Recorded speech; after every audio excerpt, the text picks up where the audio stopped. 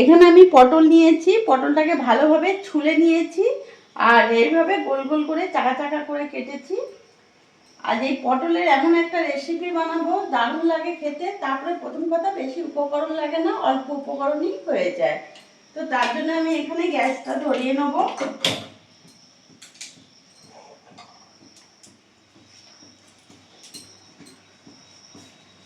Refine oil দিয়ে দেবো। রান্নাটা রিফাইন অয়েল হয় আর খুব অল্প তেল লাগে, বেশি গরম হয়ে গেছে। এবার কেটে রাখা পটলগুলো আমি দিয়ে দেবো।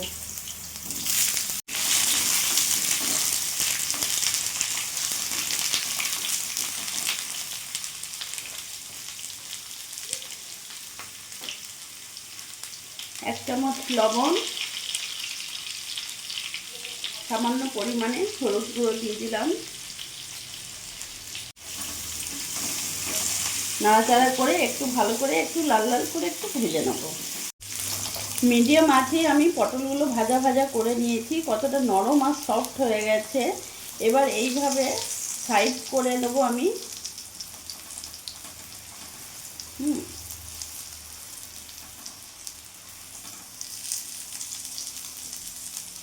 এইভাবে সাইডে রেখে আমি এখানে গোটা জিরে ফোড়ন দিয়ে দেবো।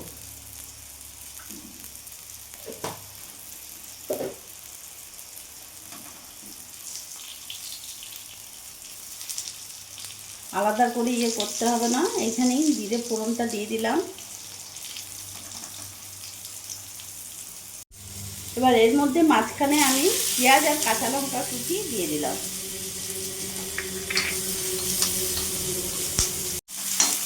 পেঁয়াজ কাঁচা লঙ্কাটা একটু ভাজা করব, যতক্ষণ না পেঁয়াজটা একটু নরম ভাব চলে আসে। এবার এরই মধ্যে আমি একটা ডিম ফাটিয়ে দিয়ে দেবো।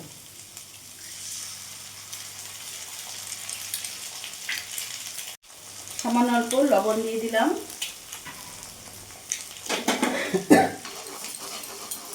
গ্যাসের ফ্লেমটা একটু বাড়িয়ে দেবো। আর এই মাঝখানেই ডিমটা রেখে একটু ভাজা ভাজা করে নেব। ডিমটা দিয়ে এইভাবে অনবরত নেড়ে যেতে হবে। যে দেখতে পাচ্ছ ভাজা ভাজা হয়ে গেছে। এর মধ্যে অর্ধেকটা টমেটো আমি দিয়ে দিলাম, কুচি কুচি করে কেটে একেবারে।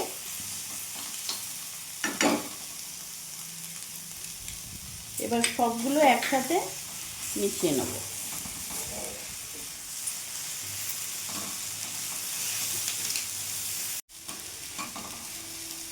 এইভাবে ভালো করে মিশিয়ে নিলাম। সামান্য একটু লবণ দিয়ে দিলাম,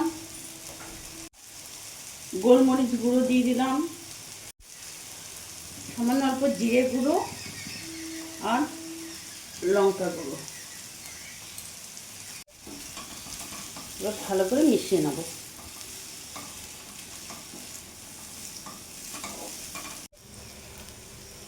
সামান্য একটু চিনি দিয়ে দিলাম।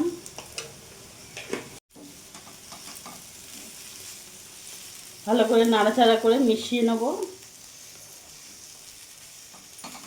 এবার গ্যাস অফ করে নামিয়ে দেবো।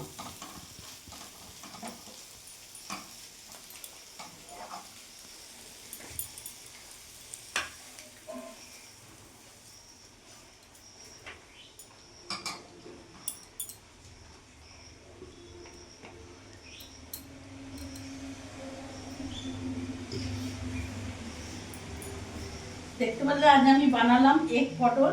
এইভাবে একবার বানিয়ে দেখো। গরম ভাত বা রুটি সবার সাথেই ভালো লাগবে। তো ভিডিওটা আমাদের যদি ভালো লাগে প্লিজ লাইক কমেন্ট শেয়ার করে পাশে থেকো। আর তোমরাও সবসময় ভালো থেকো।